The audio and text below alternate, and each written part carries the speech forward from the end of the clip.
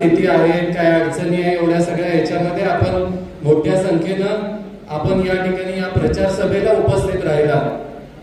मी म्हणेन ही प्रचार सभा नाही, प्रपंचाची सभा आहे. कारण आज केंद्र सरकारच्या धोरणांमुळे सामान्य माणसाचं प्रपंच मोडून गेलेलं आहे.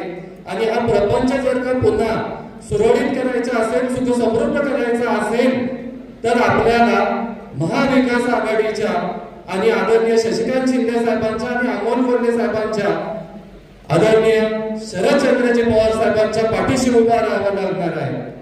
आज केंद्र सरकारने जी धोरणं राबवलेली आहेत त्याच्यामुळं महागाई असेल, तरुणांमध्ये बेरोजगारी असेल, अनेक समस्या आहेत, शेतकऱ्यांचे प्रश्न आहेत. आज सामान्य माणसाचा प्रपंच मोडकळीस निघालेला आहे.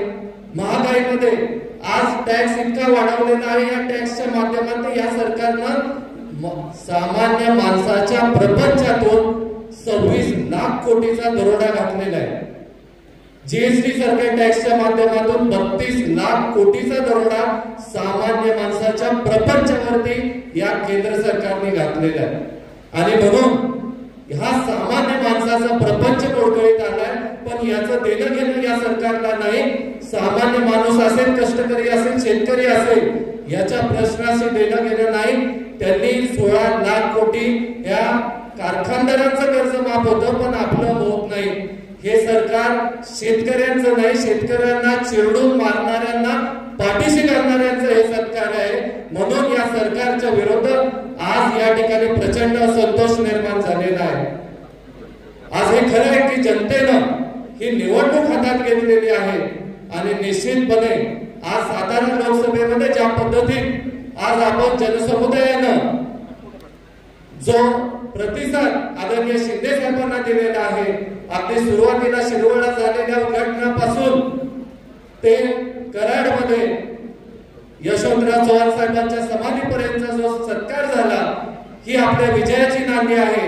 आणि मला या ठिकाणी सर्वांना हेच सांगायचं आहे की आज देशामध्ये या सगळ्या गोष्टी ह्या ज्या घडत आहेत, या सामान्य माणसाचं प्रपंच इथं संपत चाललेलं आहे. आणि म्हणून सामान्य माणसाने पेटून उठायचं आहे. आणि 7 तारीखला 7 वाजता सगळ्यांनी तुतारी फुंकणारा माणूस ही आपल्या आदरणीय शशिकांत शिंदे साहेबांची ही जी चिन्ह आहे, याच्यावरती 3 नंबरच्या बटनावरती बटन दाबून सर्वाधिक मतांनी अख्ख्या महाराष्ट्रात सर्वाधिक मताधिक्य आपल्या सातारच्या खासदाराला असावं, ही अपेक्षा आणि विश्वास या ठिकाणी मी व्यक्त करतो आणि थांबतो. धन्यवाद. अखंड हिंदुस्थानचा आराध्य दैवत छत्रपती शिवाजी महाराज, हिंदू हृदय सम्राट सरसेनापती बाळासाहेब ठाकरे यांना वंदन करतो. परिंदों को मिलेगी मंजिल हमेशा, परिंदों को मिलेगी मंजिल हमेशा, ये उनके फैले हुए पंख बोलते हैं. और वही लोग खामोश रहते हैं अक्सर, जमाने में जिनके हुनर बोलते हैं. आज मंचावर उपस्थित असणारे दोन्ही खासदार हे नेहमी कमी बोलतात, पण त्यांचे जे वेगवेगळे हुनर आहेत ते नेहमी समाजात बोलत असतात. आणि त्यांचं कामच बोलत असतं. आणि हे कामच त्यांना 4 जून रोजी विजयी केल्याशिवाय राहणार नाही, एवढी खात्री शिवसेनेच्या वतीने आज या ठिकाणी मी आपल्याला देऊ इच्छितो. मंचावर उपस्थित असणारा सर्वच व्यासपीठ, सर्वच आदरणीय व्यक्ती आहेत. मित्रांनो, 1947 ला आपला देश स्वतंत्र झाला. हा देश स्वतंत्र करण्यासाठी कित्येक लोकांनी आपल्या प्राणाची आहुती दिलेली होती. काही लोक त्यावेळेस मवाळ विचारवादी होते, काही लोक जहाज विचारवादी होते. आणि या जहाज विचारवाद्यांमध्ये एक नाव अगदी अग्रेसर भूमिकेमध्ये आपल्या सर्वांना घ्यावं लागेल, आणि ते म्हणजे नेताजी सुभाषचंद्र बोस. नेताजी सुभाषचंद्र बोसांनी आपल्या देशाची परिस्थिती पाहिली आणि त्यांना वाटलं की देशाला स्वातंत्र्य नुसतं मवाळ भूमिकेतून मिळणार नाही, तर या देशाला स्वातंत्र्य मिळण्यासाठी आपल्या सर्वांना एक सेना उभी करावी लागेल. आणि ती सेना त्यांनी आझाद हिंद फौज या नावाने उभी केली. आणि त्यावेळेस त्यांनी या देशात खासदार साहेब एक नारा दिला होता की तुम मुझे खून दो मैं तुम्हें आजादी दूंगा.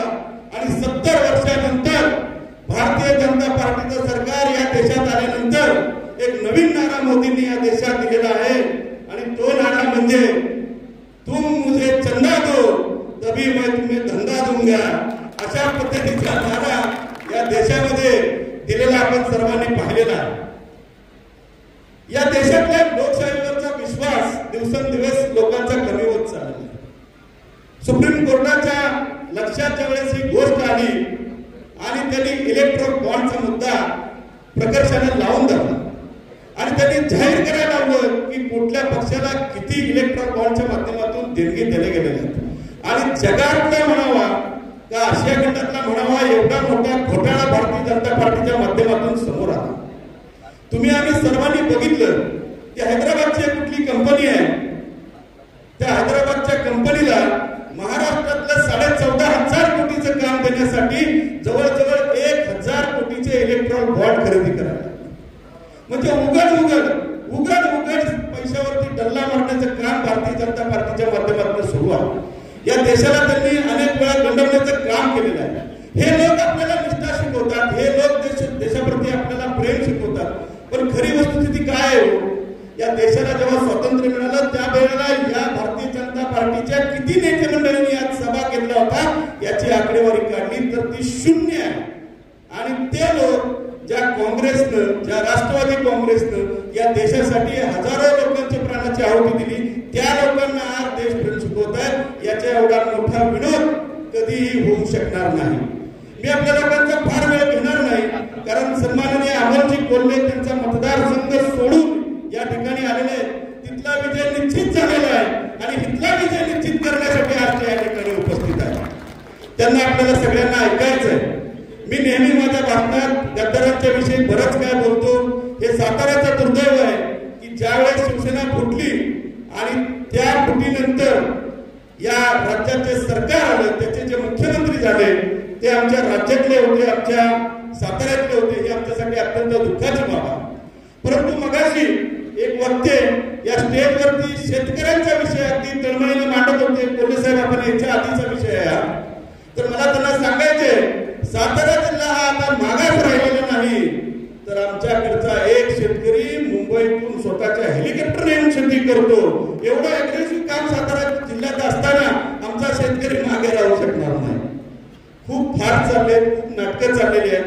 हरकत नाही, देशामध्ये पारतंत्र्याच्या पूर्वी जी परिस्थिती होती तशीच परिस्थिती भविष्यात येईल की काय, इतकी अस्वस्थता आहे देशामध्ये. लोकशाही शिल्लक राहणार की नाही इतकी अस्वस्थता या देशामध्ये पसरलेली आहे. मी शेवट एकच सांगतो आणि थांबतो, कारण की साहेबांना बोलायचं आहे आपल्याकडे. अब अंधेरा बहुत हो गया है, अब अंधेरा बहुत हो गया है, अब सूरज निकलना चाहिए. कैसे भी हो ये माहौल बदलना चाहिए और जो बदलते हैं अपने चेहरे नकाबों की तरह, आपकी बात उन सबको हद्दपार कर देना चाहिए. एवढ्याच या ठिकाणी सांगतो आणि थांबतो. जय हिंद, जय महाराष्ट्र. निमित्ताने व्यासपीठावरती आपले लढाऊ नेते शशिकांत शिंदेजी, ज्या आपले उमेदवार पण आहेत, आणि अमोल कोल्हेजी जे खासदार आहेत आणि ज्यांनी छत्रपती शिवाजी महाराज असो किंवा संभाजीराजे असो, हे हुबेहूब आपल्या पुढे म्हणजे 400-450 वर्षापूर्वीचा इतिहास, छत्रपती शिवाजी महाराज कसे असतील, ते कसे बोलत असतील, कसे वागत असतील, संभाजीराजे कसे लढले असतील, हे हुबेहूब आपल्या पुढे नाटकातून किंवा सिनेमातून किंवा सिरियलमधून मांडणारे आपण जी या ठिकाणी आहेत, त्या दोघांनाही मी पूर्ण शुभेच्छा देते, कारण ते दोघंही जिंकणार आहेत. आणि व्यासपीठावरती सर्व सन्माननीय मंडळी, सर्व पक्षाचे सन्माननीय मंडळी, समोर बसलेल्या माझ्या भावांनो आणि बहिणींनो, जास्ती वेळ घेणार नाहीये, कारण या ठिकाणी बराच प्रचार बाकी आहे आणि सगळ्यांना घाई आहे. परंतु तुम्ही एवढ्या मोठ्या संख्येने आला आणि यातले जास्तीत जास्ती माझे शेतकरी बंधू आहेत आणि जे छत्रपती शिवाजी महाराज दिल्ली पुढे झुकले नाहीत, ज्यांनी गुडघे टेकले नाहीत, ज्यांनी आग्र्याहून मोठ्या हुशारीने आपली सुटका करून घेतली, ज्या संभाजी राजाने स्वतःच्या जीवाची पर्वा नाही केली पण ते लढत राहिले, अशा या सातारा जिल्ह्याचा साताऱ्याचा इतिहास आहे. आणि त्या सातारा जिल्ह्यामध्ये जे आपल्या विरोधात आहेत ते वारसदार जरी असले तरी त्यांनी दिल्ली पुढे गुडघे टेकलेले. त्यामुळे आपला सातारा जिल्ह्याची मान कधी खाली झुकता कामा नये. आदरणीय शरद पवार साहेब लढले, त्यांना पण ईडीची नोटीस पाठवण्यात आली होती. आणि त्यावेळी शरद पवार साहेब जेव्हा ईडी ऑफिसमध्ये जायला निघाले त्यावेळी इतकी प्रचंड गर्दी आणि इतके कार्यकर्ते जमा झाले होते की मुंबईच्या पोलीस कमिशनरला साहेबांच्या घरी यायला लागलं आणि सांगायला लागलं की साहेब तुम्ही कृपा करून येऊ नका, आम्ही ती नोटीस तुमच्यावर बजावत नाही म्हणून. म्हणजे हे लढाऊ लोकांचं जे असतं ते अशा प्रकारे. त्या लढाऊ शरद पवार साहेबांनी ज्यांना नेते बनवलं, आमदार बनवलं, खासदार बनवलं, मंत्री बनवलं, त्या शरद पवार साहेबांच्या विरोधात जाऊन पक्ष फोडणाऱ्या लोकांच्या विषयी प्रचंड चीड आज महाराष्ट्रातल्या जनतेमध्ये आहे. आणि ही प्रचंड चीड शिवसेनेमधील उद्धवजींची शिवसेना फोडणाऱ्यांविषयी सुद्धा प्रचंड चीड आहे, संताप आहे. लोक वाट बघतायत की कधी मतदान येतं आणि आम्ही या लोकांना धडा शिकवतो. तर मला असं वाटतं ती वेळ आता जवळ आलेली आहे आणि आपल्याला सगळ्यांना यांना धडा शिकवायचा आहे. खास करून शेतकऱ्यांच्या जिल्ह्यामध्ये शेतकऱ्यांचं म्हणजे मला आठवतं की ज्या वेळेस इथे दुष्काळ पडला होता त्यावेळी शरद पवार साहेबांनी सगळ्या प्रमुख पदाधिकाऱ्यांना, प्रमुख मंत्र्यांना बोलवलं आणि शेतकऱ्यापर्यंत मदत कशी पोहोचवता येईल, त्यांची जनावरांच्या छावण्या कशा उभारता येतील आणि कशा लवकरात लवकर केलं पाहिजे याचं त्यांनी तळमळीने त्यांची जी तळमळ आहे ती आपल्याला बघायला मिळते. आणि आज आम्ही जे सगळेजण निष्ठावंत, आपण जे सगळे निष्ठावंत पवार साहेबांच्या बाजूने उभे राहिलेलो आहोत, त्यांचं कर्तव्य आहे की हे मोदी सरकार या ठिकाणून घालवलं पाहिजे. आणि ती संधी आज आपल्याकडे आहे. मोदी साहेब मत मागायला येतात, त्या मोदी साहेबांना एकदा विचारा की तुम्हाला मत का द्यायचं, कशासाठी द्यायचं, काय कुठले तुम्ही जे 2013-14ला तुम्ही जे बोलला होता भाषणांमध्ये की 15 लाख तुमच्या खात्यामध्ये जमा करणार, ते 15 लाख तर तुम्ही जमा केलेच नाही. बेरोजगार तरुणांना तुम्ही 2-2 कोटी दरवर्षी 2 कोटी तरुणांना नोकऱ्या देणार होता, 10 वर्ष 20 कोटी तरुणांना नोकऱ्या तर तुम्ही दिलेच नाही. शेतकऱ्याच्या शेतमालाला भाव तर दिलाच नाही. पण जो शेतकरी दिल्लीच्या बॉर्डरवर येऊन बसला होता त्याला वर्षभर तुम्ही कडक उन्हामध्ये, कडक थंडीमध्ये, कडक पावसाळ्यामध्ये बाहेर ठेवला. पण काळ्या कानूनाची सक्ती तुम्ही केली. त्या शेतकऱ्याने हे विसरता कामा नये. शेतकरी भावाने विसरता कामा नये की शेतकऱ्यांना नागवलं, मणिपूरच्या महिलांना नागवलं, दलितांना नागवलं आणि उभे कोणाच्या पाठीशी राहिले, मोठ्या भांडवलदारांच्या पाठीशी उभे राहिले. 16 लाख कोटी रुपयाचे कर्ज माफ केलं आणि शेतकऱ्यांचं कर्ज मात्र माफ केलेलं नाही. आपल्या देशाची 40% संपत्ती आहे, ती 1% भांडवलदारांच्या ताब्यात आहे. पण गरिबांना मदत मात्र मोदी सरकार करत नाही. फक्त निवडणुका आल्या की मोदींना आठवण येते मतदारांची, गरिबांची. मध्ये सगळीकडे सभा घेतात आणि मग त्या सभेमध्ये म्हणतात भरकटलेला आत्मा. अरे भरकटलेला आत्मा नाही, शेतकऱ्यांसाठी तळमळणारा आत्मा म्हणजे शरद पवार साहेब आहेत. त्यांची तळमळ आहे आणि त्यांना असं वाटतं माझा शेतकरी जगला पाहिजे, माझ्या महिलांवरती अन्याय अत्याचार होता कामा नये, माझ्या बेरोजगार तरुणांना नोकरी मिळाली पाहिजे. आणि म्हणून आपण सगळेजण शरद पवार साहेबांच्या बरोबर आहोत. पण बघा आपलं निशाणी गेली, आपल्या पक्षाचं नाव गेलं, शिवसेनेची निशाणी गेली, पक्षाचं नाव गेलं. परंतु आपल्याला जी निशाणी मिळाली दोघांनाही, शिवसेनेला मशाल मिळाली आणि आपल्याला तुतारी मिळाली. ती तुतारी इतकी चांगली आहे की लोकांना आता सगळीकडे माहिती लागली की आम्ही यावेळेस तुतारी वाजवणार. ही तुतारी लढण्याची निशाणी आहे. आणि जो निष्ठावंत आहे, जो लढाऊ आहे, तो सगळे जण ते उभे राहणार, ते पवार साहेबांच्या राष्ट्रवादी काँग्रेसच्या बाजूनेच उभे राहणार. आणि मतदान करताना सुद्धा शिंदे साहेबांनाच आपण मतदान करायचंय. कारण पेट्रोलचे भाव वाढले, डिझेलचे भाव वाढले, गॅसचं सिलेंडर जे 400 रुपयाला होतं ते 1200 रुपयाला झालंय. म्हणजे प्रत्येक महिलेला महागाईच्या खाईत लोटलेलं आहे. 800 500 रुपये दर महिन्याला जर एक सिलेंडर लागत असेल तर वर्षाला 8 ते 10 हजार रुपये तुम्ही आमच्याकडनं घेताय आणि मग तुम्ही सांगताय आम्ही शेतकऱ्यांना मदत करतो. युरियावरची खताची किंमत वाढलेली आहे, सगळ्याची किंमत वाढलेली आहे, मजूर महाग झालेले आहेत, शेती कशी करायची, अवकाळी पाऊस, दुष्काळ याच्याबरोबर कसं लढायचं हे माहीत नाहीये. आणि असं असताना आपण सगळ्यांनी जर एकत्र झालो तर निश्चितच आपण आपल्या उमेदवारांना विजयी करू अशी मला खात्री वाटते. आणि म्हणून आपण सगळ्यांनी या 7 तारखेला तुतारी या चिन्हाचं बटन दाबायचंय. जिथे महाविकास आघाडीचा उमेदवार असेल, कुठे तुतारी असेल, कुठे मशाल असेल, कुठे हाताचा पंजा असेल. आपल्याला सगळ्यांना माहिती आहे राहुलजींची भारत जोडो यात्रा काढली, त्यातून लोक इतक्या मोठ्या प्रमाणात जोडले गेले. परवा मुंबईला शिवसेना भवन मध्ये मिटिंग झाली, त्याच्यामध्ये सगळे दलित कार्यकर्ते होते, महिला मोठ्या संख्येने होत्या आणि समाजवादी कार्यकर्ते आणि भारत जोडो यात्रेमध्ये जोडले गेलेले मोठे मोठे NGO होते. आणि शिवसेना भवन मध्ये त्यांनी ठरवलं की आम्ही गेले वर्षभर हे काम करतोय की सगळ्यांनी मिळून मोदींना हरवायचं. मोदींना का हटवायचं तर मोदींनी हा देश विकायला काढलेला आहे. अदानी अंबानीला रेल्वे पासून एअरपोर्ट पासून सगळं काही विकून टाकलेलं आहे. आणि म्हणून या गुजरातच्या दलालाला ही जी दलाली घेतो त्या दलालाला रोखण्याचं काम आपण सगळ्यांनी करायचंय. आणि ते सातारकर मोठ्या, कारण गुजरात विषयी आम्हाला अभिमान आहे. जे महात्मा गांधीजी गुजरात मधनं होते, वल्लभभाई पटेल गुजरात मधनं होते, पण त्यांनी देशाला स्वातंत्र्य मिळवून दिलं. पण ह्या 2 दलालांनी हा संपूर्ण देश विकायला काढलेला आहे. आणि म्हणून ही मुंबई सुद्धा त्यांची गुजरातच्या कशात घालायची आहे. आणि ते जर घालायचं नसेल तर आपण जागरूकतेने मतदान केलं पाहिजे. आणि तुतारी यावेळेस कुंभून शिंदे साहेबांना आणि अमोल कोल्हेजींना प्रचंड मतांनी विजयी कराल अशी अपेक्षा बाळगते. माझे 2 शब्द. आजच्या या सातारा लोकसभा मतदारसंघाच्या प्रचाराच्या निमित्ताने माझ्या प्रचारासाठी उपस्थित असलेले, त्यांची निवडणूक असताना सुद्धा माझ्यासाठी उपस्थित राहिलेले आदरणीय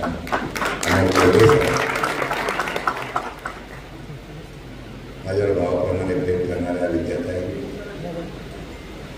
त्याचबरोबर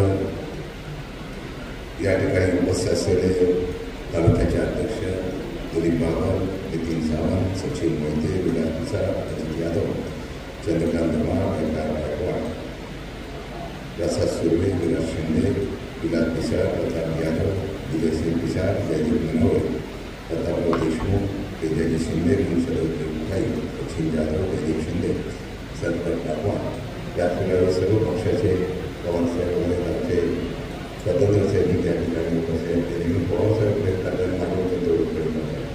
सर्व उपस्थित व्यासपीठावर शिवसेनेचे सर्व पदाधिकारी, काँग्रेसचे पदाधिकारी, विविध संघटनेचे आपचे सगळे पदाधिकारी आणि उपस्थित बंधूपर्यंत माझ्या पत्रकार मित्रांनो, सर्वांमध्ये माझं भाग्य आहे की छत्रपतीच्या विरोधात लढताना असताना प्रत्यक्ष संभाजीराजे माझ्या प्रजेला जाणतात.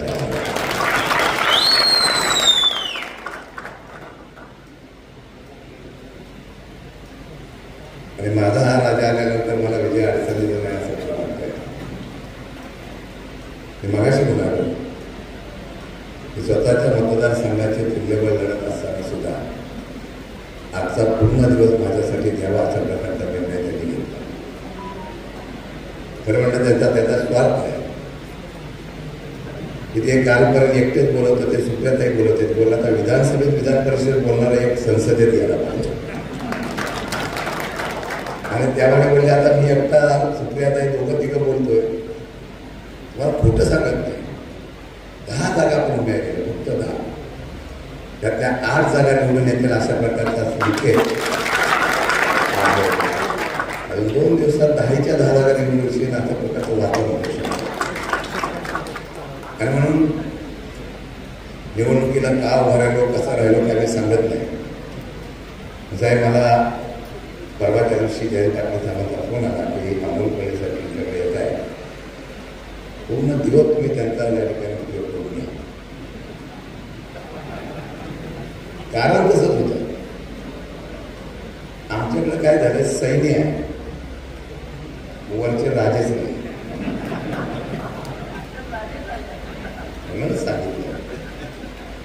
आणि सैन्य हे समोर बसलेलं आहे. आज लग्नाची ती तरी सुद्धा आधी लग्न कोंडाण्यात आणि मग रायबाचं तसे हे सगळेजण या ठिकाणी मनापासून आभार व्यक्त करतो. असंच 7 तारखेपर्यंत 4 तारखेचा विजय झाल्याशिवाय माघार घ्यायची नाही, एवढंच काम आमच्या सगळीकडे. त्यामुळे आपण सर्वजण आल्याबद्दल उद्यापासून आपला आभार व्यक्त करतो. बऱ्याच वक्त्यांनी आपली भावना व्यक्त केली, हे प्रेम मिळालं. सातारा लोकसभा मतदारसंघाची निवडणूक कोण लढणार अशा प्रकारची चर्चा होती. सगळीकडून शिफारस झाली 2 नावाची. शेलार मामा लढावे अशा प्रकारची इच्छा होती, मग शेलार मामाने सांगितलं का मी लढत नाही. मग सगळ्यांनी सांगितलं एक नाव माझं, हे मला तिकीट जाहीर झाल्यानंतर कळलं. मी दुसऱ्यांची नावं शिफारस करतो आणि माझंच नाव जाहीर झालं.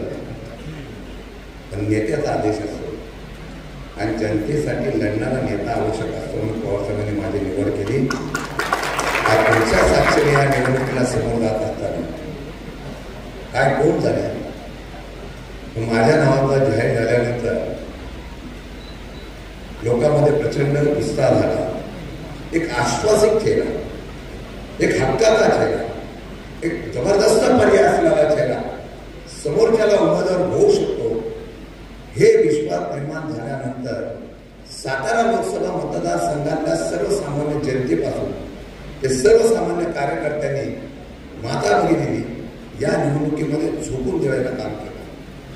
तर 11 तारखेला जेव्हा संध्याकाळी जाहीर झालं, 12 तारखेला मी आलो आणि 12 तारखेला यशवंतराव चव्हाणांच्या समाधीला स्मारकाला नतमस्तक होताना काही लोकांनी त्याच्या अगोदर सभा रॅली काढली. 1.5 कोटी रुपये खर्च केले असं कळतंय. माणसं उभून आणली होती. मी आलो तेव्हा माणसं तुटून आली होती आणि प्रामाणिकपणाने आली होती. गावागावामध्ये सत्कार झाला. 15 तारखेला त्या ठिकाणी फॉर्म भरण्याच्या संदर्भातला निर्णय आला. पवार साहेब बोलले मी येतोय आणि त्यांचा आदेश म्हणून 2 दिवसामध्ये 41 डिग्रीच्या वरती असलेल्या तापमानामध्ये सातारा जिल्ह्यातल्या असलेल्या सर्वसामान्य जनतेने एक मोठा इतिहास करून दाखवला.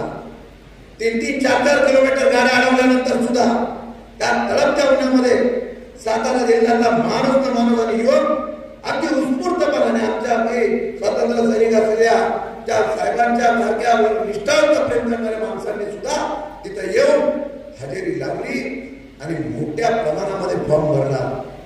माझा नेता सुद्धा 2.5 तास एका वाहनावर उभं राहून माझ्यासारख्या कार्यकर्त्याला त्या ठिकाणी उत्स्फूर्तपणे पाठिंबा द्यावा म्हणून जनतेला आवाहन करत होता. म्हणून काही लोक पैशासाठी गेली, काही लोक पदासाठी गेले, काही लोक घाबरून गेली, पण आमच्यासारखे निष्ठावंत राहिली म्हणून लोकांच्या हृदयामध्ये गेले. आता मला निश्चित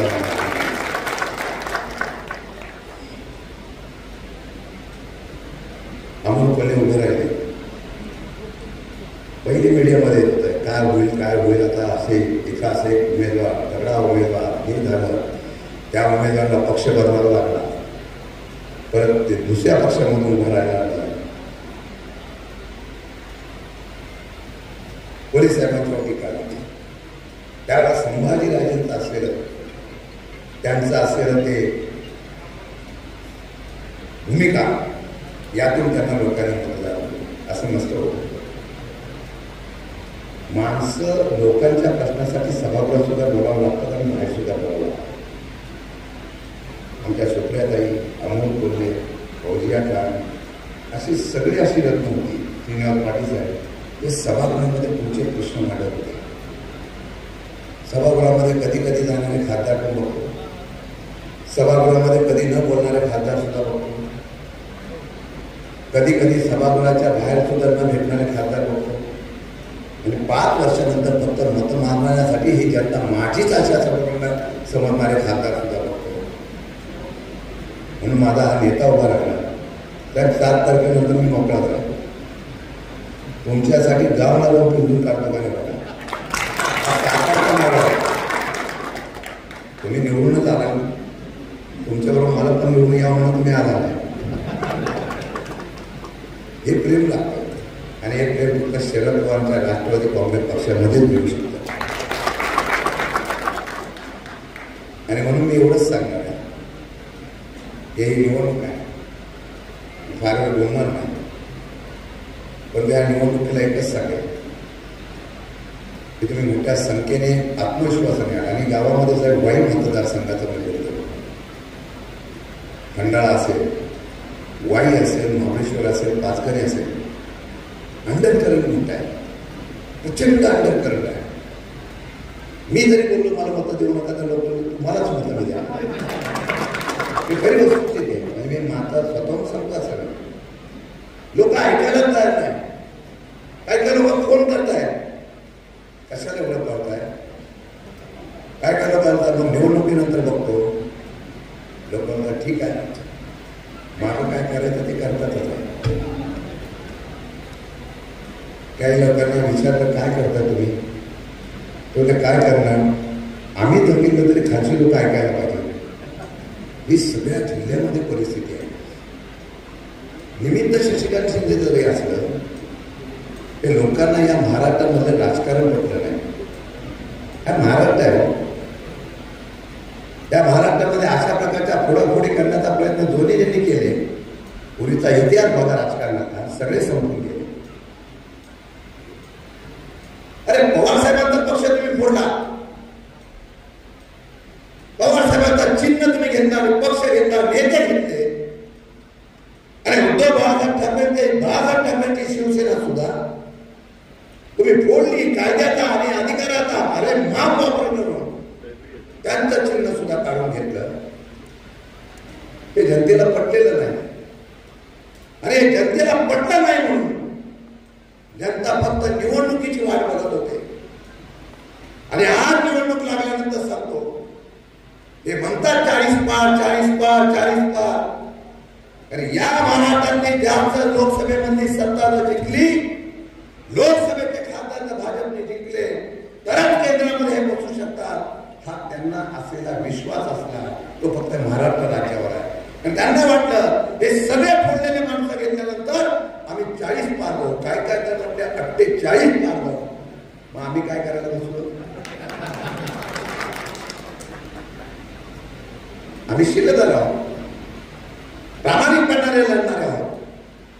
आणि म्हणून हे तुम्हाला आज सांगतो, काय मला एका चॅनलवाल्याने मुलाखत दिली, माझी मुलाखत घेतली, त्या मला गपचूप सांगत होता, काय मी विदर्भ मराठवाड्यामध्ये फिरलो, मराठवाड्यामधल्या 7 पैकी जागा 7 येतील अशा प्रकारची महाविकास आघाडीची परिस्थिती आहे. पश्चिम महाराष्ट्रात बोललेलं, पश्चिम महाराष्ट्रात स्वाभिमानाने उभा राहिलेला छत्रपती शिवाजी महाराजांचा महाराष्ट्र, चव्हाण साहेबांच्या अनेक दिग्गज नेत्यांचा महाराष्ट्र, शरद पवार प्रेम करणारा हा महाराष्ट्र, या महाराष्ट्राच्या पश्चिम महाराष्ट्राचा निकाल वेगळा असेल असं मला वाटत नाही. आणि म्हणून या निवडणुकीला तुम्हाला एकच सांगणार आहे, आता राहिले फक्त 4-5 दिवस, रात्रीचा खेळ उतारले अशा प्रकारचे प्रयत्न सुरू होते. सर्वांना माहिती आहे काय खरं सांगतो, माणसांना असं बोलून सावधान, काय फरक पडत नाही सर, काळजी करू नका, आलं तर सोडू नका, मग तुतारीला द्यायचं. पैसा आपला आहे, सगळं आपलं आहे, आता त्यांना दुसरा पर्याय राहिलेला नाही. हो, परत 500ची नोटाबंदी केली तर काय सांगावं, कारण आम्हाला सगळीकडे आधार कार्ड जोडलंय. आता फक्त जाताना आधार कार्ड घेऊन जाऊ नका एवढं फक्त राहिलं. काय करा सांगा, सगळं रिंकम आधार कार्ड, सगळं रिंकम आधार कार्ड, सगळं रिंकम आधार कार्ड. काय चाललंय देशामध्ये कळत नाही.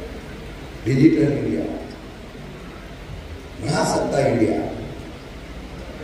पहिला देशाचे संरक्षण करा, मग देशाच्या बाहेर आपण संरक्षणाची भाषा करू. पण प्रसिद्ध केलं जातं, असं प्रसिद्ध केलं जातं, कारण तुम्ही म्हटलं तर माझा नेता इतका प्रसिद्ध करण्याचा जर प्रयत्न भाजपवर करता तसा झाला असता तर जगामधला सगळ्यात उत्कृष्ट नेता म्हणून हा निश्चितपणाने प्रसिद्ध झाला. आमची यंत्रणा उद्यापर्यंत जाते, त्यांची यंत्रणा डिजिटलच्या माध्यमातून कशी होते. म्हणून आम्ही एवढंच सांगणार आहे, आम्ही शिकायला आहोत. आम्ही कसल्याची पर्वा कधीच केली नाही. आम्ही फक्त जाणीव ठेवली. कोण आम्हाला बोलले होते? एका साधा डोंगर विभागातला असलेला डोंगर कपाऱ्यांना आपल्यासारखा एकदा माणूस, साध्या कुटुंबातला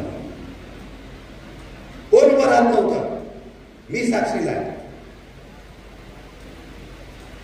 समोरच्या उमेदवाराच्या समोर कोण लढायचं मी आता नाव घेत नाही, पण बऱ्याच लोकांना आम्ही आग्रह केला. म्हणजे मी नाही, मी आपला ऐकायला बसलेलो असं बऱ्याच लोकांना सांगितलं, म्हणते मला आम्ही लढणार नाही. मी पण असंच म्हणत होतो. पण शेवटी साहेबांनी सांगितलं एक माणूस उभा होता. संभाजीराजे तर प्रसिद्ध होतेच, कलाकारापेक्षा खासदार प्रसिद्ध होतो हे दाखवण्याचा इतिहास होता अमोल. आणि त्यांना संधी दिली. आणि फक्त तगड्या उमेदवाराच्या समोर अमिताभ बच्चनच उभा राहतो असं दाखवलं जायचं. पण आमचा अमिताभ बच्चन तिथे यशस्वी झालाय तर आम्हाला मराठ्यांना अभिमान. आणि निवडून आले कोण? शशिकांत शिंदे. एका माथाडी दंगलचा साहेब म्हणून त्या डोंगर कप्प्यामध्ये तर राहणारा माझा वडील साधा कुटुंब. आणि या कुटुंबामध्ये आल्यानंतर पवार साहेबांनी मला ओळखलं आणि संधी दिली. 99 पासून 4 वेळा आमदार, 1 वेळा मंत्री, परत विधान परिषद, आता खासदार.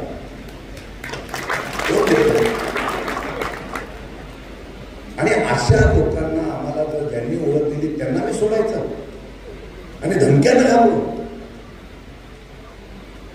तुमच्यावर कारवाई करून टाकू, तुम्हाला आत टाकू देतो, तुम्हाला असं करून टाकतो, तुम्हाला बरबाद करून टाकतो. ही कुठली लोकशाही आहे? तो आमचा सोलापूरचा असलेला युवा नेता नवीन राजकारणामध्ये आला, उदंत असलेलं नेतृत्व या पवार साहेबांनी या महाराष्ट्रामध्ये अनेक नेते, अनेक कार्यकर्ते नवीन साध्या कुटुंबातले या राजकारणामध्ये त्या ठिकाणी ओळख करून दिली. आराम पाटलांसारखे नेते सुद्धा त्या ठिकाणी दाखवून दिलं की आम्ही कर्तृत्व आला. अभिजित पाटील निवडणुकीच्या कालावधीमध्ये त्यांच्यावर कारवाई करायची, कारण म्हाडाची जागा 100% महाविकास आघाडी जिंकते अशा प्रकारचं दिसल्यानंतर मग लढीचा डाव सुरू झाला. याला लोकशाही म्हणतात. कसली लोकशाही? अरे लोकांनी मत द्यावं निवडून देतो त्याला लोकशाही म्हटली पाहिजे. पण लोकांनी ज्याला मत देण्यासाठी जो नेता पुढे जातो त्याला दाबून मारून टाकायचा आणि मग लोकशाही निवडणूक जिंकलो अशा प्रकारचं चित्र निर्माण करण्याचा दुर्दैव या महाराष्ट्रात आणि देशामध्ये आहे. आणि माझ्यावर 1 नव्हे 2 झाल्या. म्हणाले आता अटक करतील, उद्या अटक करतील, परवा अटक करतील, म्हणून येऊन द्या. आणि तुम्हाला सांगतो मी त्या दिवशी भाषणामध्ये बोलतो, मी अटक झालो तर मी निमित्त असेल. यांच्या विरुद्ध लढणारा सातारा जिल्ह्यातला पुत्र हा निश्चितपणे उभा राहिला मला अभिमान असेल. आणि ते करताना सांगतो, सर्वजण बोललो तुम्ही शशिकांत शिंदे व्हा, तुम्ही शरद पवार असो, उद्या काय करतील सांगता येत नाही. पण माझी विनंती आहे, ही लढाई लोकशाहीच्या जिवंतपणाची आहे. काय 10 वर्षात मिळाले एकदा कधीतरी आपण अंतर्मनाला विचारा, जे गेले त्यात विचारा. सगळेजण बोलतात आता काय नाही, फक्त मोदी साहेबांसाठी आपण काम करायचं. अरे 10 वर्ष तुमचं आहे ना, तरी सुद्धा तुम्ही त्यांचं समर्थन करता. मला एकाने विचारलं पंतप्रधान नरेंद्र मोदीबद्दल तुमचं मत काय? तर मी बोललो, बरं बोललो, मानव डॅशिंग आहे, मानव पर्सनॅलिटी टाकणारा, माणूस फार मोठ्या प्रमाणामध्ये स्वतःची इमेज वाढवणारा आहे. फक्त ती इमेज वाढवताना ती कॉर्पोरेट बिलकुल असावी. ती मनमोहन सिंग, राजीव गांधी सारखी सर्वसामान्य जनतेची जर झाली ना तर नरेंद्र मोदी देशातले नव्हे जगातले सगळ्यात मोठे चांगले लोकप्रिय पंतप्रधान. आम्हाला गरज आहे सर्वसामान्य लोकांच्या प्रश्नाची. आज यांना विश्वास माझ्यावर काय माहिती? त्यांना विश्वास एवढाच माझ्यावर की काय का होणार हा माणूस भेटेल, काय का होणार हा माणूस आमचे प्रश्न मांडेल, काय का होणार हा माणूस सातारा जिल्ह्याच्या विकासासाठी पुढाकार घेईल. काय आमच्याकडे आहे? सातारा शहरात आणि सातारा जिल्ह्याचा डेव्हलपमेंट बघितलीच आहे, पण त्यांना शहरीकरणाचा ढाचा कुठे आहे? जिल्हे या ठिकाणी विकसित झाले. आमचे जिल्हा आहे तसंच आहे. कधी कधी रात्रीची लाईट लागते, शहरीकरण कधी आम्हाला पाहायला मिळालं. MIDCची औद्योगिक क्षेत्र मला पण तरी खूप जमिनीचे शिक्के होते. तो विकेला शेतकऱ्यांच्यासाठी बोललो असेल आणि पर्याय ना 10,000 एकरची जमीन कुशेगावला मी देत होतो कारभारासाठी. त्यावेळेला सरकार तुमचं होतं, त्यांनी माझी ती बैठक लावली नाही. 4 TMC पाणी म्हणलं गणेशनं पाणी द्यायचं सुरू केलं होतं, ठराव करून दिला. ते काम थांबलं तर शिरवळसारखी MIDC साताऱ्यामध्ये उभी असो, पण विजन असावं लागतं. माझ्यापेक्षा श्रीराम पाटील साहेबांनी यांना काम माहिती आहे. केंद्रामधून इतका निधी येतो, इतकं प्रश्न असतात, ते मांडण्याची क्षमता लागते, बोलण्याची क्षमता लागते. आमच्याकडे प्रकल्प लागतं, पुनर्वसन, आमच्या या ठिकाणी असलेला व्याघ्र प्रकल्प, वेगवेगळ्या प्रकारच्या ठिकाणी शिक्के मारले, त्याला उठवण्यासाठी काहीतरी प्रयत्न केला पाहिजे. 15 वर्षात एकदा तरी तुम्ही बोलला ना. जनतेला विरोध करून चालत नसतं, जनता शाणी असते. ज्यावेळेला जनता इतिहास घडते तेव्हा तो इतिहास आजच्या क्रांतीचा होऊ शकतो. म्हणून मी सांगणार आहे, निष्ठावंत आम्ही उभे राहिलेलो. मी असेल अमोल कोल्हे साहेब, आपण निष्ठावंत आहे. आपल्याला हे सर्टिफिकेट मंत्र्यापेक्षा फार मोठं आहे. आमच्या 84 वर्षाचा माणूस नेता आजही सकाळपासून 5-5, 6-6 सभा केल्या. काय पाहिजे आयुष्यामध्ये महाराष्ट्राच्या हितासाठी? ते म्हणाले तेव्हाच्या विषय अतृप्त आत्मा. तो अतृप्त आत्मा आहे. पवारसाहेब अतृप्त आत्मा एवढ्यासाठी आहे, या महाराष्ट्राच्या देशाच्या शेतकऱ्यांचा इतर सगळ्यांनी जे तुम्ही त्या ठिकाणी वाटोळं करायला निघालेलं आहे ते सुधरवलं पाहिजे. म्हणून ह्या बदलाच्या बाबतीमध्ये महाराष्ट्राचं सरकार गेलं पाहिजे, केंद्राचं सरकार गेलं पाहिजे. म्हणून शरद पवार अतृप्त आत्मा आहे. ज्यावेळेला तृप्त होती, ज्यावेळेला देशात आणि राज्याचं सरकार जाईल तेव्हा शरद पवार सरकार आनंदी माणूस हा जगामध्ये कोण नसेल याचा मला विश्वास. आणि साहेब हे सरकार जाणार, महाराष्ट्रातून पण जाणार आणि केंद्रातून पण जाणार. म्हणून एक जागेसाठी ज्यांना ते लोक प्रयत्न करताय, ही निवडणूक तुम्ही घ्या. ही निवडणूक माझ्या कार्यकर्त्यांनी या निवडणुकीला इतक्या सगळ्या पक्षाच्या कार्यकर्त्यांनी तुम्ही घ्या. माणसं तुमच्याबरोबर आहे, जनता तुमच्याबरोबर आहे. आम्ही लग्नाला गेलो, यात्रेला गेलो, सगळीकडे गेलो. पूर्वी जायचो तेव्हा फक्त नारळ घेत होते, नमस्कार करत होते. आता उचलून घेऊन आम्हाला घेऊन जायला हा बदल आहे. काय करायचं सांगा? गावागावातून फोन येत आहे, तुम्ही या, फक्त तुम्ही येऊन जा. मी 25 वर्ष राजकारणात एवढं प्रेम मला कधी मिळालं नव्हतं. म्हणून मी तुम्हाला सांगणार आहे, मी त्या दिवशी पवार साहेबांच्या समोर बोललो होता, आजही बोलतो. एक संधी फक्त शशिकांत शिंदेना द्या. ज्या चव्हाण साहेबांच्या भूमीमध्ये पार पर्वापर्यंत सांगायला लागले, चव्हाण साहेबांच्या असलेल्या या भूमीमध्ये चव्हाण साहेबांना पंतप्रधान येतील आणि भारतरत्न पुरस्कार देतील. साधं नाव सुद्धा घेतलं नाही. चव्हाण साहेबांच्या भूमिका आणि चव्हाण साहेबांचं महत्व साताऱ्याच्या 3 अक्षराचं महत्व एवढंच आहे. सह्याद्री हिमालयाच्या साथीला गेला हा सातारा महाराष्ट्र आणि देशाच्या साथीला जाऊ शकतो, इतिहास घडू शकतो. पण हा सातारा बोलला पाहिजे. ज्यांचे माणूस उभे आहेत, मी फक्त एवढीच विनंती करेन, एक संधी या शशिकांत शिंदेला द्या आणि सामान्य कार्यकर्त्याला सुद्धा सातारा जिल्हा डोक्यावर घेतो, इतिहास घडवतो. हे ज्यावेळेला मागच्या वेळेला पाटलांच्या वेळेला तुम्ही दाखवलं, एक पावसाची सभा निमित्त झाली, मनातला जो उद्रेक होता तो मताद्वारे तुम्ही करून दाखवला. उद्याच्या दिवशी सुद्धा 7 तारखेला तशाच पद्धतीने आपण गावागावामध्ये जाऊन त्या ठिकाणी इतिहास घडवा आणि ऐतिहासिक मताने या ठिकाणी विजय करण्याच्या बाबतीमध्ये भूमिका करा, एवढी विनंती करतो. आपलं उद्यापासून आभार व्यक्त करतो. आज अमोल कोल्हे साहेब विद्यार्थी इथं आल्यापासून मनापासून त्यांचं स्वागत करतो आणि विश्वास देतो, सातारची जनता ही स्वाभिमान आहे आणि सातारची जनता शरदप्रेमी आहे. आणि या असलेल्या जनतेच्या माध्यमातून मी या ठिकाणी विश्वास देऊन सांगतो की निर्णय निकाल 7 तारखेनंतर जेव्हा लागेल त्यावेळेला तो ऐतिहासिक असेल, तो जनतेने दिलेला निर्णय असेल. 7 तारखेला मतदान, 7 तारखेला मतदान, 4 जूनला निकाल. आता पण असं पण आहे काही 81 मध्ये उत्तर प्रदेशमध्ये 81 मतदानाला 1 दिवसात, आपल्याकडे 5 दिवस, 48 जागा.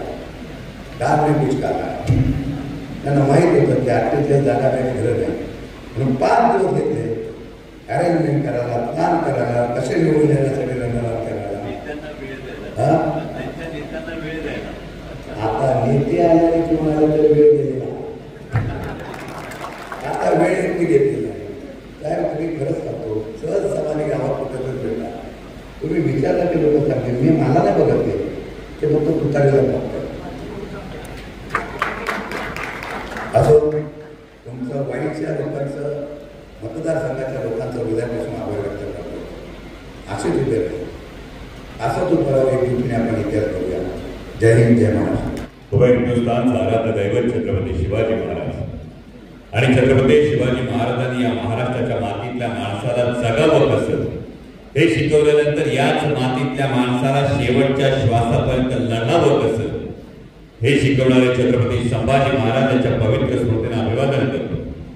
आज ज्यांच्या प्रचाराच्या सभेसाठी इथं आलं ते सातारा लोकसभेचे उमेदवार मान्य शशिकांत शिंदे साहेब, राष्ट्रवादी काँग्रेसच्या प्रवक्त्या विद्याताई चव्हाण, डॉक्टर नितीनजी सावंत, सचिनजी मोहिते, बिलाजी पिसाळ, अजितजी यादव, चंद्रकांतजी धमाळ, केदारजी गायकवाड, विराजजी शिंदे, प्रसादजी सुर्वे, बिलाजी पिसाळ, जयदीपजी ननावरे, प्रतापराव देशमुख, तेजसभाऊ शिंदे, मनीषाताई देसाई, सचिन जाधव, जयदीप शिंदे, जमलेले आपण सगळे मान्यवर, सगळे पत्रकार आहात.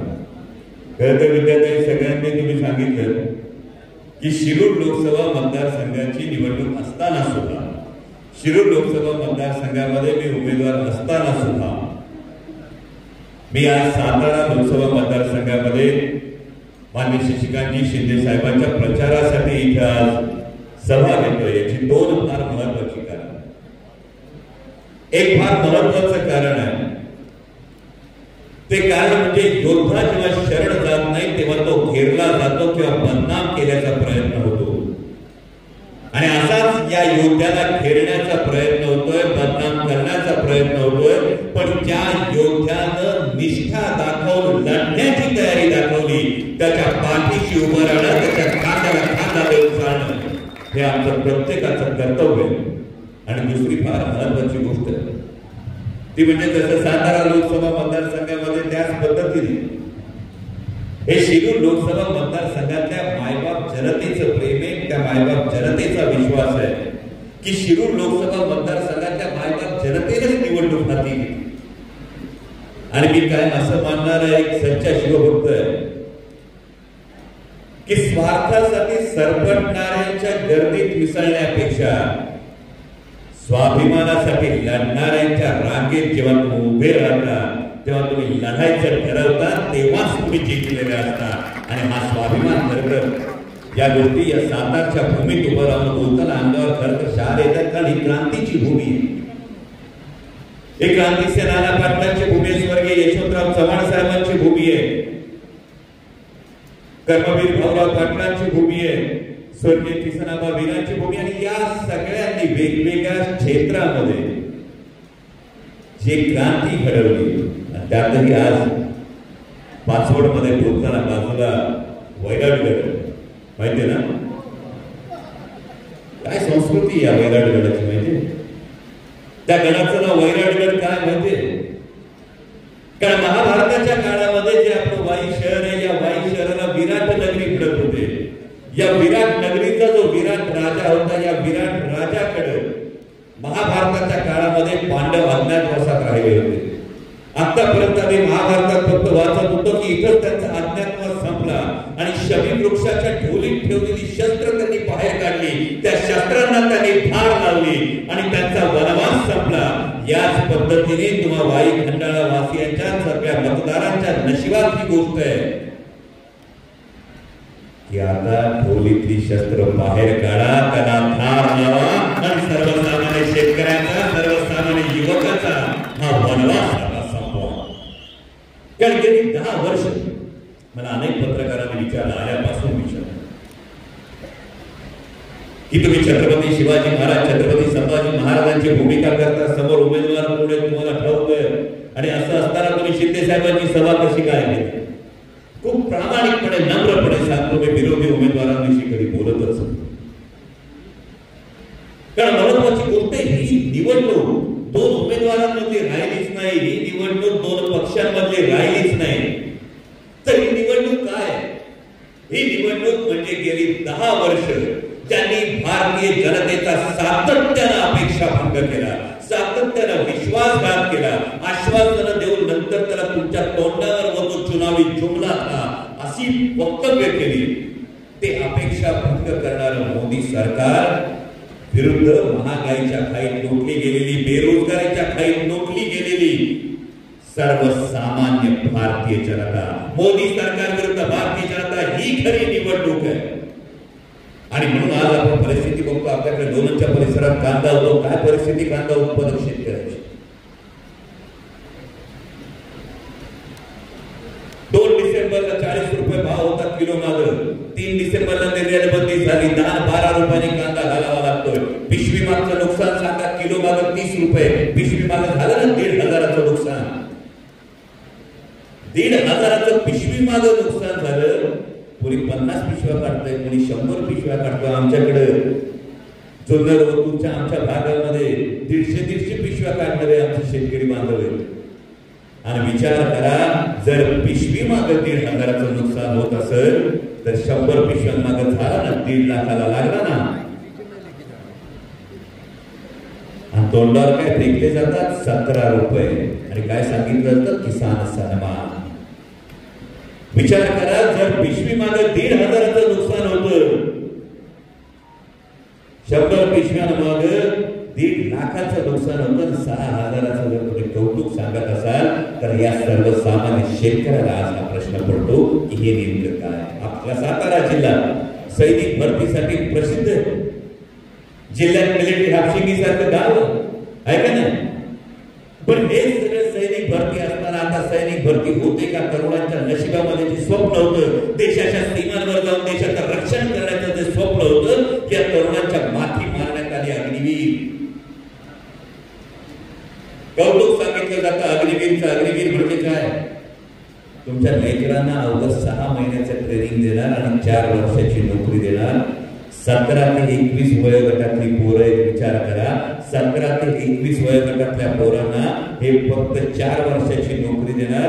17-18 वर्षाचं पोरगं नोकरीला लागलं तर 22व्या वर्षी त्याची नोकरी संपलेली असणार.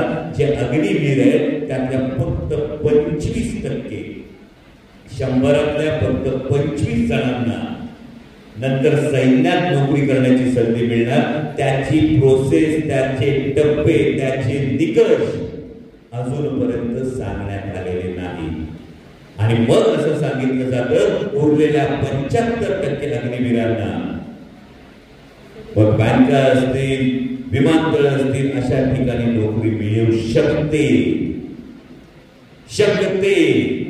पण जेव्हा देशातल्या 30 लाख सरकारी नोकऱ्या रिकाम्या आहेत, जेव्हा विमानतळ खासगी कंपन्यांना विकली जातात, शिपिंग कॉर्पोरेशन खासगी कंपन्यांना विकलं जातं, कंपन्यांना मागून कंपन्या जेव्हा काही खासगी उद्योगपतींना विकल्या जातात, सगळ्याचं खासगीकरण होत जातं, मग आमच्या अग्निवीरांच्या नशिबात नेमकं काय असणार हा प्रश्न विचारणं गरजेचं आहे. आणि म्हणून ही निवडणूक देशाची निवडणूक.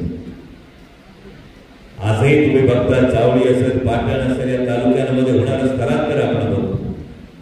आणि म्हणून ही निवडणूक जी होती ही एक स्वाभिमानाची निवडणूक होती. गमत बघा,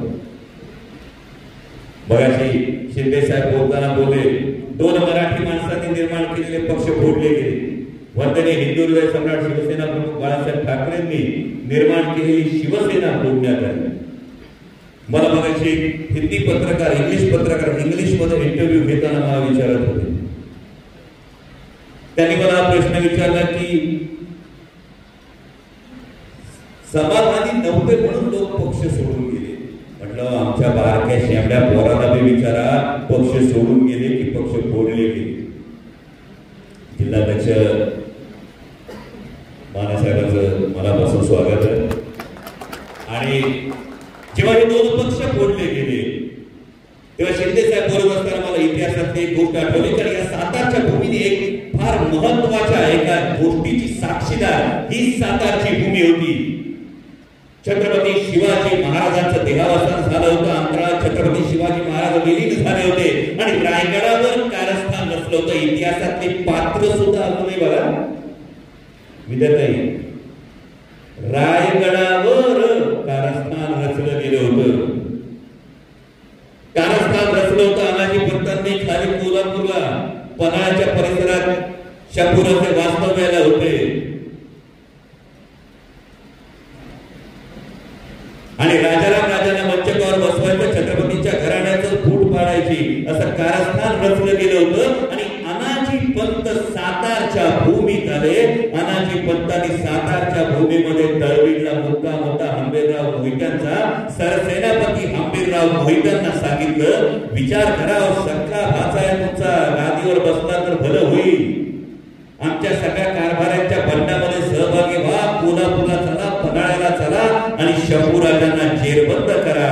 आणि सरसेनापती हंबीरराव मोहिते गरजले. या सातारच्या मातीतला निष्ठावान हा गरजला. गद्दारी महाराष्ट्राच्या रक्तात नाही, ती सहन केली जाणार नाही. एवढं मोठं हे निष्ठेचं उदाहरण. मगाशी शिंदे साहेब बोलताना म्हणाले आमच्याकडे सैन्य आहे, बरोबर ना? पण या महाराष्ट्राच्या मातीचा एक फार महत्वाचा इतिहास आहे.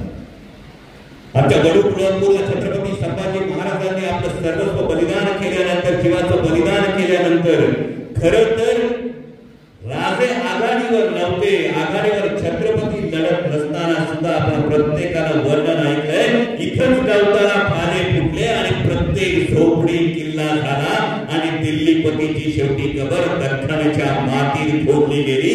हा महाराष्ट्राचा पराक्रम आहे. ही सर्वसामान्यांची लढाई. कोणीतरी येताना म्हटलं की गेल्या वेळी पाऊस आणि आदरणीय शरदचंद्रजी पवार साहेबांची पावसाची सभा. लोकांना फक्त पडलेला पाऊस दिसला. माध्यमांच्या कॅमेऱ्यांनी फक्त पडलेला पाऊस टिपला. लागल्या माणसाहेब फक्त पडलेल्या पावसाच्या दिसल्या. पण त्या पडलेल्या पावसाबरोबर सातारकरांच्या मनात असणारं आदरणीय शरदचंद्रजी पवार साहेबांचं प्रेम आणि त्या प्रेमापोटी फुललेला अंगार हा माध्यमांच्या कॅमेऱ्याने टिपला नाही. तो आता 7 तारखेला तुम्हाला दाखवून द्यायचा आहे. हा सातारकरांचा स्वाभिमान, हा सातारकरांचं आदरणीय शरदचंद्रजी पवार साहेबांवरचं प्रेम हे आपल्याला दाखवून द्यायचं. आणि म्हणून मी जाता जाता फक्त एवढं सांगतो, डॉलर उडवल्यानंतर चेहरे होणं किंवा आनंद वाटणं याविषयी कुणाचंच दुमत असण्याचं कारण नाही. परंतु देशाच्या लोकसभेच्या निवडणुकीचा विचार करत असताना माझ्या सर्वसामान्य शेतकऱ्याच्या शेतमालाला हमी भाव मिळून त्याची डॉलर टाईट झाली पाहिजे. माझ्या तरुणाला रोजगार मिळून त्याची डॉलर टाईट झाली पाहिजे. आणि माझ्या माता भगिनीला महागाईपासून दिलासा मिळून तिची डॉलर टाईट झाली पाहिजे.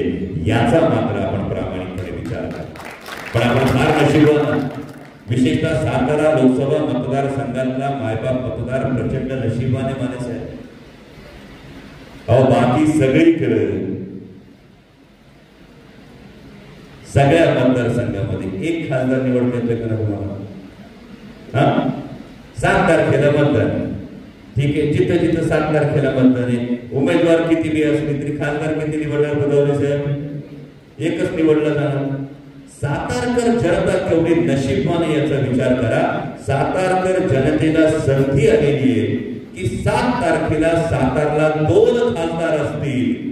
याची काळजी सातारकर शून्य जनता ही नक्की घेईल. कारण राजघराण्यातले राजगादीचे जे वारसदार ते राज्यसभेत असून 2.5 वर्ष बाकी आहे. त्यावर राजकारणाचे राजगादीचे वारसदार राज्यसभेत आणि लोकनेता असलेले शशिकांत शिंदे साहेब हे लोकसभेत एवढी मोठी संधी सातारकर शून्य मतदार कसा भाजवतात? बाबा मला माहिती आहे तुमच्या मनात काय आहे. माझ्याही मनात तेवढाच आदर राजगादीला तो कधीच कमी होणार नाही. मी खूप जबाबदारीने सांगतो, छत्रपतींच्या गादीचा माझ्या मनातला आदर हा कधीच कमी होणार नाही. पण सातारकरांचं ठरलंय की छत्रपतींच्या गादीला मुजरा करायचा, तुतारी वाजवायची. तर मुजरा कसा देखना दिसतोय ते बघा. कारण आपण काय म्हणतो की व्यक्तिगत संबंध वेगळे, राजकीय भूमिका वेगळी.